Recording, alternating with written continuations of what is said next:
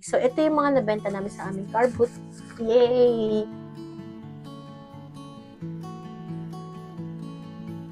Naku, very excited ako today i-share ang aking experience sa aking first time magbenta as a seller sa car booth sales dito sa Cornwall, England.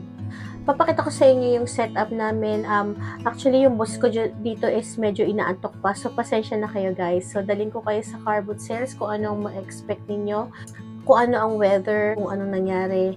And I hope you enjoy and learn something from it. So, see you later. Ayan guys. Maaga kami dumating, siguro eksaktong 7.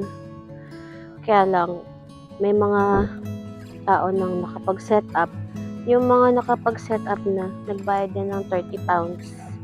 Pero yung mga nakapila, like here, naka-face sa left, yan na yung mga naghihintay ng pwesto. Nasa third row kami.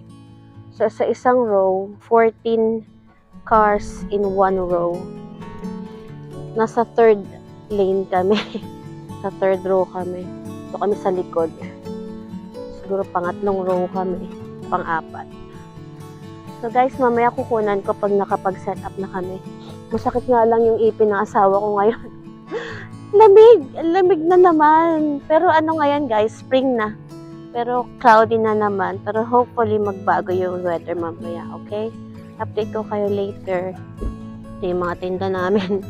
Pero mukhang nagpapapwesto na sila, so balik na ako.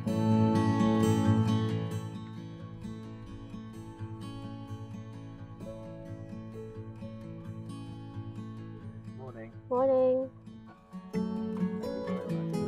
Thank you. Ayan guys, so yung mga nasa table na yun, ang aming mga nabenta. Yung iba dyan, yung lamb, tapos yung fruit bowl, yung pintas sa likod na nakasabit sa figurine na black, nabenta ko yan. Pero yung iba dyan,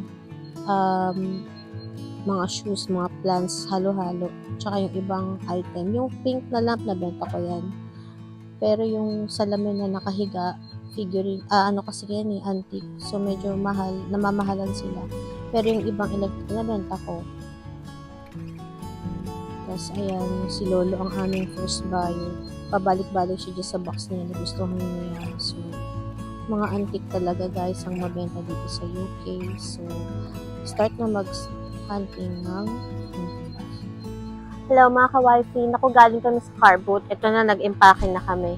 Hindi ko na lang nakunan kanina kasi busy kami at konti lang nabenta namin. Kasi una, dahil hindi masyadong maganda yung weather, as you can tell, yung weather is sobrang cloudy at walang masyadong tao this time. Unpack muna tayo and then I'll discuss the prices later. Hindi tayo masyadong pinalad today, so okay lang yun.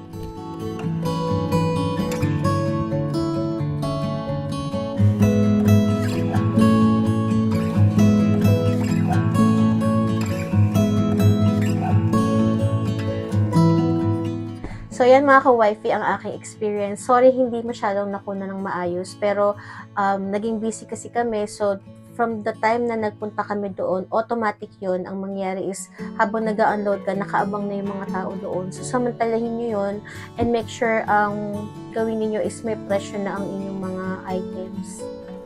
Pero guys, also, maititip ko naman sa inyo is, magpunta kayo sa mga recycling shop na may nagbebenta ng mga items kasi kailangan magaling kayong mangilatis ng magandang item na pwede nyo ibenta. Although hindi ako nakabenta masyado or hindi kami masyado nakabenta, we're still happy. So, ito yung mga nabenta namin sa aming car booth. Yay! So, ito, yung sa box. Yung box si Lolo, yung kanina, yung una-una naming customer, nabenta na ni Habi ng 8 pounds. Antique yun, guys. Dito kasi uso yung mga antique kasi yun yung mga matatagal na item, yun yung mga bet nila. Yung pangalawa, yung dalawang bottles na is 10 pounds, so 5 pounds each. Antique din yung bote na yun. So, para siyang maliit na bote, tas parang may jolon sa loob. So, pag may nakita kayong ganun, bilhin nyo na, ibebenta nyo yun ng 5 pounds each. And yung blender, para siyang Nutri blender or something. Brand new siya, wala siyang naka-box pa siya, nabenta ko siya ng 15 pounds, so binenta ko na. yung salt lamp na nandun sa sulok ng aking video is piso ko lang nabili yon sa Carbot din, doon sa same Carbot sale. Nabili ko lang siya ng piso, nabenta ko siya ng saan na ba yun? Yun, 4 pounds. O, di ba? Kumita ka ng 3 pounds. Tapos yung electric clothes dryer, doon yan sa, nakatambak lang din sa dating bahay ng asawa ko. So, binenta na lang namin. Halos walang, nakapack pa lahat, bagong-bago pa. Nabenta namin ng 10 pounds. O, di ba? Caliper. Hindi ko alam kung anong caliper yun. Parang caliper para sa mga nagsusukat or mga lalaki gusto yan. So, pag may nakita kayong ganyan, benta nyo na. Bilhin nyo na. 5 pounds namin na benta. Pero kasi nagkamali ako pero mamaya ko discuss ko. Yung lamb, nabili ko piso, nabenta ko ng 3 pounds. Necklace na piso lang, nabenta ko ng 5 pounds. Yung fruit bowl na napulot ko lang 3 pounds. So, yan. Kwentahin natin kung magkano natin kinita. Ayan, guys, 63 pounds. So, ito na, hindi ko na inano So, ayan yung breakdown ng mga na nabenta ko. So, ito yung mga nabenta ko. Ito naman siya, binreakdown ko. So, 63 pounds. Imagine, 63 pounds, diba? Pera pa rin yun, guys. So, don't worry about it. We have to be enthusiastic and happy and positive kahit na hindi tayo masyadong nakabenta. First time lang So, we're still learning from it. Yan po. Things I learned, kailangan may presyo na, tapos willing kayo mag-haggle. And pagka meron na nagka-interest, ibigay nyo na as much as possible, get rid of it. Let's say, mga electronics, huwag nyo nang i-hold, huwag nyo nang mag-expect ng mataas na presyo kasi walang bibili. So, yun yung pagkakamali ko. Dapat nung nagtanong sila ng 10 pounds, sana binenta ko na. Kasi binenta ko ng 20 pounds kasi nga brand new. Sabi ko, brand new yan So, sabi ko, sige na nga, next time, ibebenta ko na lang. Guys, yung mga electronics, the best thing is i-testing nyo muna. Make sure na okay siya. Malinis. At yung mga shoes din, mabenta din. Kaya lang, yun lang, hindi kasya sa kanila kasi maliit yung pa ako. So, yun lang yung mga, mga mistakes ko. Pero you can learn from, eventually, you have to try it again kasi nagkataon na hindi maganda yung weather kaninang umaga. So, the best talaga is check the weather, lagyan ng labels ang mga items ninyo at make sure na may room for haggling. So let's say, ibebenta nyo siya ng 10 pounds, ibenta nyo ng, ang target price nyo is 10 pounds, ibenta nyo siya ng 15 para pag nag-haggle, pwede pa. Or below 10, mga ganun. Yun mga presyong mga expect ng mga tao. So, yan mga ka-wifey, sana nagustuhan ninyo at may natutunan kayo.